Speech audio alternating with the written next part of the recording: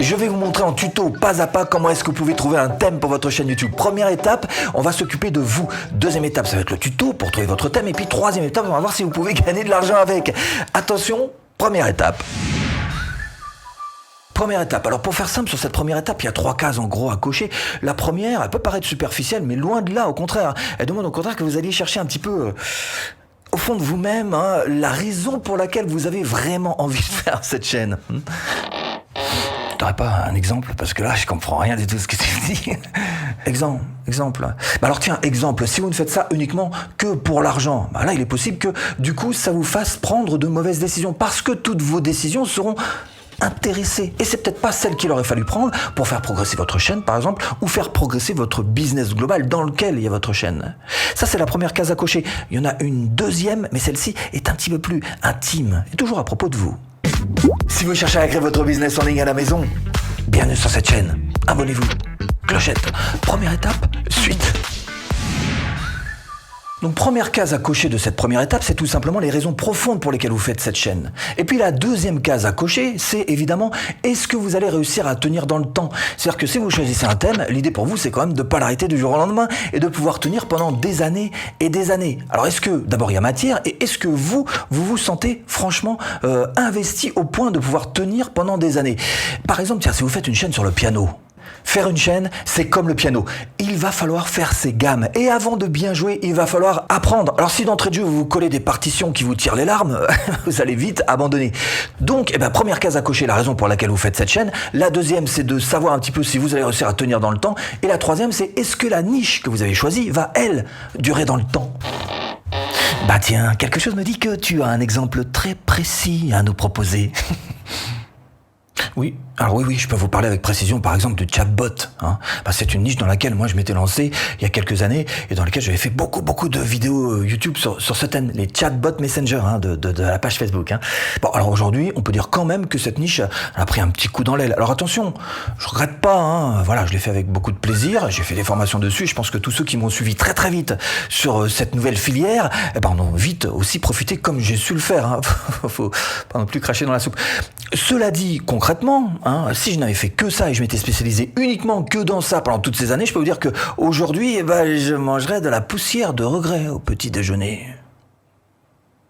Bref, dans cette première étape, vous devez absolument cocher ces 3 cases. 1, la raison de votre chaîne. 2, si vous pensez tenir dans le temps. Et 3, si votre niche est éphémère ou pas.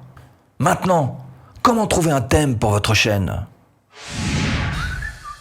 Alors quel thème choisir pour sa chaîne YouTube? Maintenant qu'on a un petit peu dégrossi les choses, ce qui se passe à l'intérieur de vous, on va pouvoir s'occuper de cette méthode. On va faire une méthode hyper simple, on va partir du général pour arriver en particulier.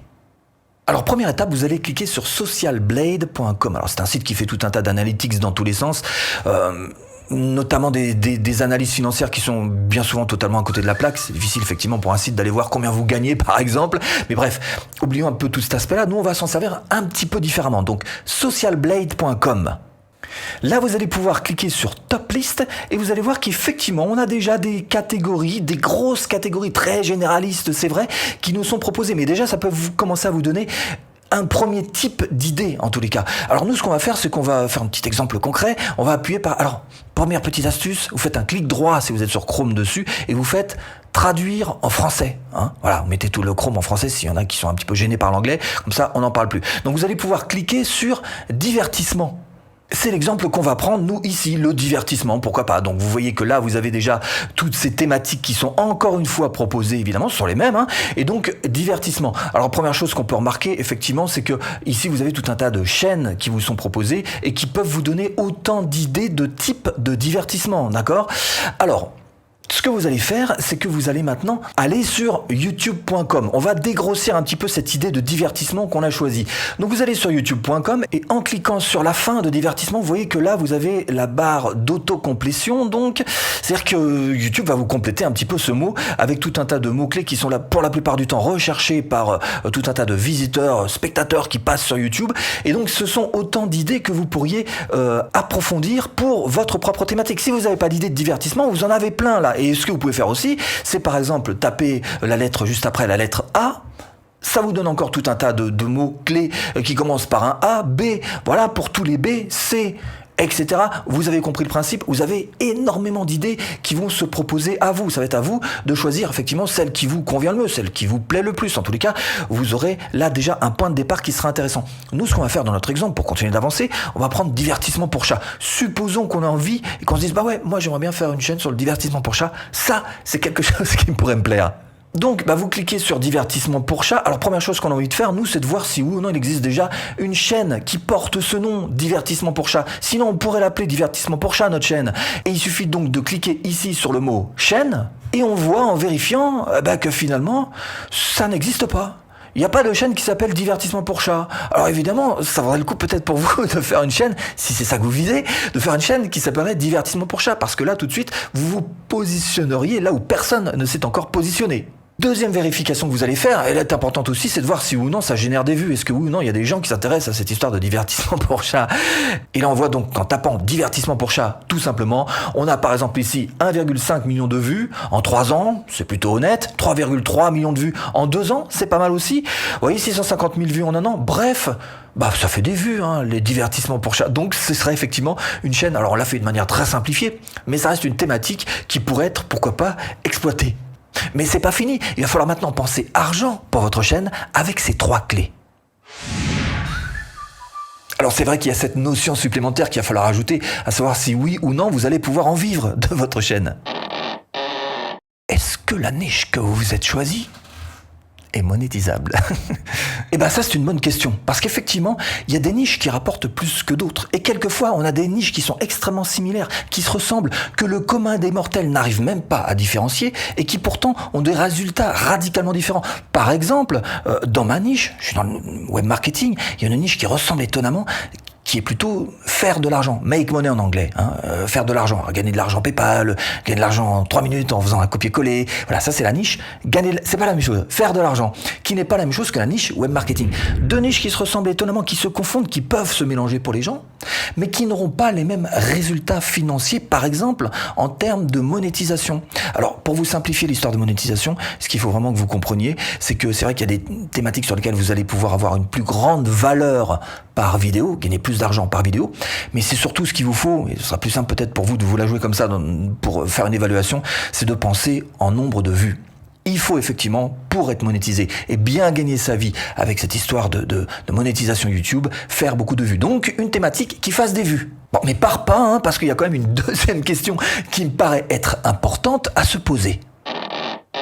Y a-t-il de gros compétiteurs dans la thématique, dans la niche que je me suis choisi?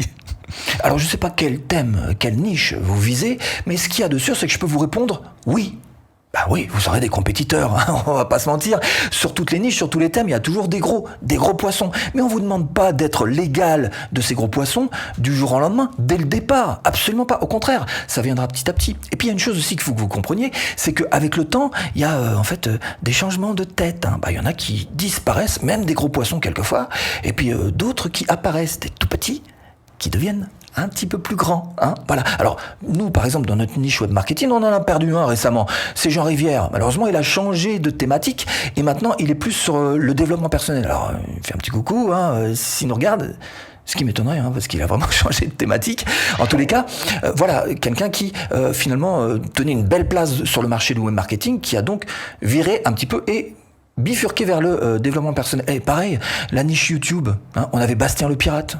Bastien le Pirate, pareil, il a pivoté un petit peu sa chaîne, et maintenant il est toujours sur YouTube, mais plutôt sur la pub YouTube, a priori, d'après ce que j'ai vu. Bastien, si tu nous regardes, t'es salut.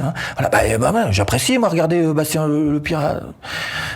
C'est pour vous dire qu'effectivement, on a des gros qui, quelquefois, finissent par disparaître au profit de plus petits qui deviennent plus grands. Donc, partez pas vaincu d'office en vous disant il est trop gros, trop... Non, avec le temps, vous pourrez très bien, vous aussi, devenir ce petit poisson qui devient grand. En tous les cas, je vous le souhaite. Est-ce qu'on peut en vivre, Ça, c'est important. Faut qu'on en parle parce que c'est important quand même. Oui, alors c'est pas faux. C'est une question qu'il faut se poser quand même. Alors évidemment, on peut vivre d'une toute petite chaîne YouTube. Alors en ce qui me concerne, avec mes 1400 premiers abonnés, j'avais déjà gagné mon premier SMIC. Faisable. Seulement bien sûr, pour ça, il faut vendre ses propres produits. ce qui n'a rien à voir avec la monétisation, qui est un autre axe, une autre manière de faire, parce que là, vous allez être au contraire obligé de vous baser sur avoir beaucoup de vues. D'ailleurs, j'ai fait une vidéo où j'en parle largement de ces choses-là. Je vous la mets là, la pose là, pose là. Voilà. Et si ça vous intéresse, et là, vous verrez un petit peu la différence entre être entrepreneur et être influenceur. Quoi qu'il en soit, dans les deux cas, on peut en vivre, et précisément si vous cherchez à vivre de votre chaîne YouTube, eh bien je vous mets là-dessous ou en premier lien de description une formation offerte. À tout de suite, si tu cliques.